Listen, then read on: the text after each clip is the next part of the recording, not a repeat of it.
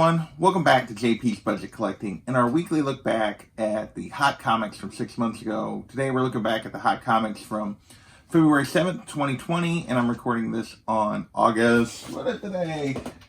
7th. I'm recording this late, August 7th, 2020. And as always, this list is about looking back at the hot books from 6 months ago, trying to understand what factors made them hot, seeing how they've done since so that we all make better decisions. As usual, we will be looking back at the CBSI Hot Top 10 and the Comic Tom Hot Comics of the Week that he does for his video that he collaborates with Key Collector on.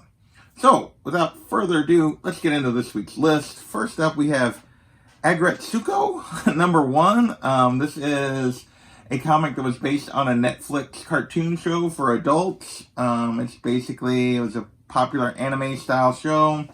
When the book came out, it was $10 to $15 at release. And now it's still a $5 to $10 book. So there's still some interest in it. It's still going for more than cover, typically. But a 9.8 is only worth $30 to $40. I call this an I'll Be Back. Like, if you wanted it, you could get it by coming back to it. It wasn't hardly worth enough to call it a trap. But so I'll say it was an I'll Be Back. But this book is definitely down. Show's still out there, but the interest in the comics not really that much as it came after.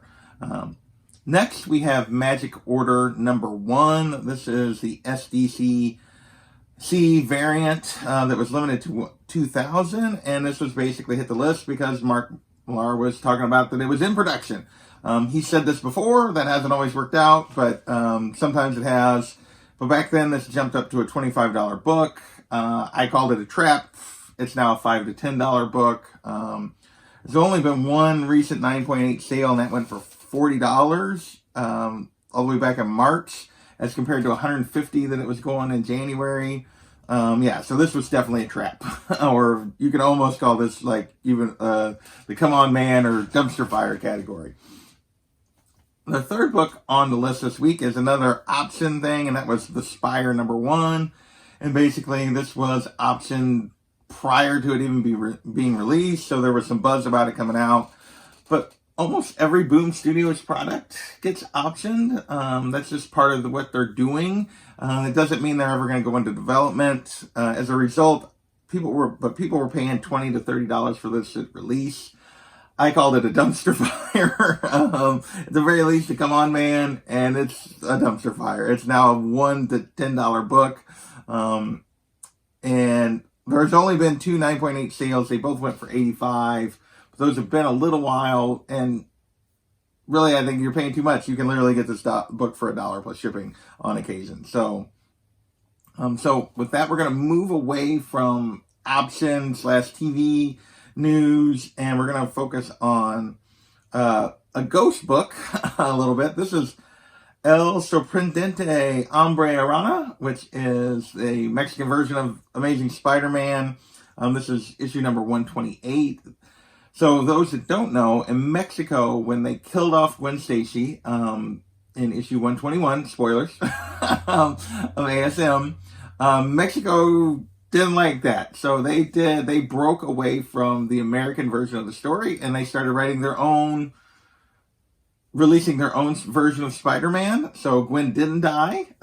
Instead, she stayed alive. And in 128, her and Peter got married. So this continued for quite a while after it. All of these books are hard to find, hard to get. This is the most desirable of the bunch. And back then, a VG raw copy went for, what does it say here? $1,900. 19 or 18. I'll have to look at. You'll see on the card. My handwriting is terrible. This is a straight cash book. There hasn't been any sales or listings that I can find since. This book doesn't come up very often. When it does, it goes for big money. There's not much else to say about this. With that, we're going to move into our one cover of the week, and it is Power Rangers TMNT number 1, the second print, 1 in 10 variant. I hate these incentive second prints, but hey, people seem to love them. At release, this was going for $40 to $50, and I thought that was a trap for this cover. I way underestimated Power Rangers and TMNT fans. This book has been cash. It's up. going for anywhere from 80 to 200, and I say that literally, like literally on the same day there will be an $80 sale, there will be a $200 sale. This book continues to go for big money. There's been I will say that there's very few sales recently, only 3 in July, and that's because people are asking $400 for raw copies of this, which is insanity. But that's where we're at. This book hasn't gone anywhere near that yet in actual sales, but still going for commanding a big value. With that, we're going to move into just a couple of comic buzz books before we move into DC and Marvel movie, TV shows / spec. First, we have Lois Lane number 8. This is the first appearance of Kiss of Death, and this is a new villain that appeared in the Lois Lane series. Back then, there was some buzz around this run and around this character. It was going for $15 to $20 out of the gate. I called it a trap, but it's still going for $10 to $15. So while it's down a little bit, I would say this was more of an I'll be back. There appears to continue to be some interest both in this run and in this Kiss of Death character. So for now, it wasn't really a trap. It was more of an I'll be back, as it's still going in that $10 to $15 range. Next, we have Moon Girl and Devil Dinosaur number 28, the first appearance of Omnipotentus, which is supposed to be the destroyer, devourer of universes or something. And this was a super low print book. And why this hit the list because we got the first kind of teasers for Black Winter around this time in the Thor run. And so people were jumping all over that this might actually be Black Winter, that Cates would be using the same character and not creating his own. So this book jumped to $50 plus for raw copies. 9.8s were going for $275 plus. Yeah, this wasn't Black Winter. Cates came with his own character. I call this a dumpster fire. It is now a $10 book. There has been a couple 9.8 sales for $100, which is $275 plus down to $100, but I feel like that's more inertia, that it just hasn't come all the way back. Yeah, people spec'd on this one and missed hard. With that, we're going to move into DC TV, movie, rumors, news. First up, we have Superman Convergence number 2, first appearance of John Kent. And basically, the rumors were that they were rebooting a Lois and Clark show for the CW, and they were casting twin teenage boys. So everybody assumed that John Kent would be one of those. Maybe Connor would be the other. I don't know for sure what they think is going to happen there. I call this an I'll be back. It's because back then it was going for 10 to 15. 9.8s were going for just over 100. And it's still going for 10 to 15. So there's been less buzz. It's still basically the same price. So you can still get in on this book for the same kind of value. The 9.8 has went for most recent sales for $165, which is definitely up. But that is literally the only sale since the sales back at the beginning of February. So with that, we're going to move on to Blue Beetle number 3. This reintroduces Peacemaker, who is the character John Cena is supposed to be playing in Suicide Squad. That caused this book to jump to a $10 to $15 range from basically dollar bins. I call this a trap. It's probably an I'll be back. You can occasionally get it for $5, but it's also going for $30. For the most part, it's kind of sitting in that 15, 20-ish range. So I guess you could actually say this book is up a little bit. Not nearly as many sales, but the book is still commanding pretty good value. With that, we'll go into our last DC book, and that is JSA number 1 from the 2007 run. This is the first appearance of Cyclone, the daughter of Red Tornado, or granddaughter of Red Tornado, or something. And basically, there was rumors that she was going to make an appearance in the Black Adam movie, which caused this book to jump up to a 5 to 15. I called it a very small trap because it's not really going for anything, but that I didn't think it would keep value. And that's really the case. It's basically a $5 book. Now, occasionally it goes for 10, but there's only actually been one sale since the start of July.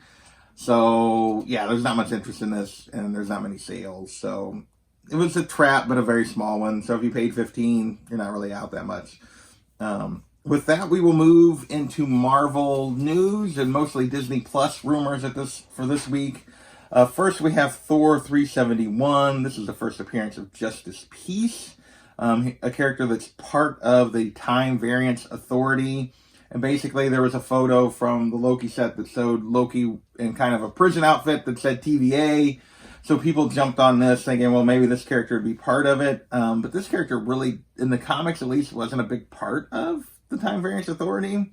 But people spec'd on this anyway, and it jumped up to a $10+ book. I call it a trap. It's a $1 book again. And yeah, it was a trap. Now, Thor 372 also hit the list. And this is the first appearance of the Time Variance Authority as an organization. And we do know they will be in the Loki show. Back then, this was going for $15 to $25. And even though I knew they would be in the show, I still kind of considered this a trap. I didn't really think a group like this probably is not going to, their first appearance of the group was probably not going to carry a ton of value. And it's basically sitting in $1 to $15 range. Occasionally it still goes for $15. Another fairly small trap, but yeah, definitely one that you can get now for pennies on the dot. I mean, for a couple of bucks.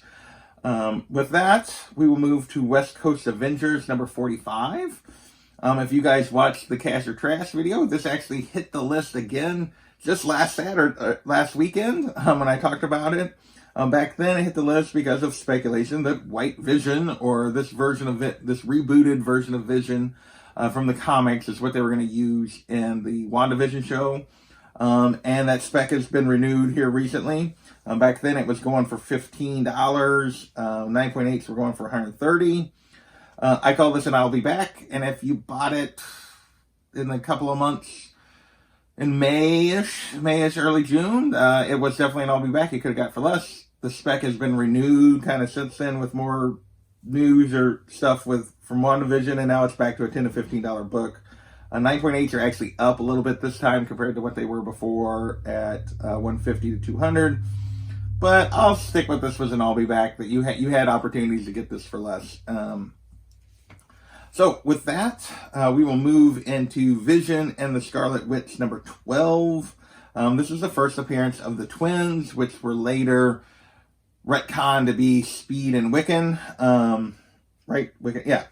Anyway, these were the first appearance of the twins, children of Wanda and Vision. Back then, this was going for $25 to $30. Now it's $15 to $25, so it's down a little bit. 9.8, the most recent sale was $140, but that was back in early June. So there hasn't been there's not many slabs of this book, and there's not many sales of slabs. Again, this was another one I called an I'll be back, and I think that was pretty well justified in this case. And now for our last book of the week. So we only had 15 this week. Journey into Mystery 622. The first appearance of Icole, which is like Loki's opposite. And basically, there's been spec that this character was going to be in the Loki show, even though there was no evidence of that at the time. And it jumped up to like a $20 book. I called this a come on, man. I thought this was terrible. There's actually been rumors since that maybe this character might actually be used, but it's still down to a $5 to $10 book.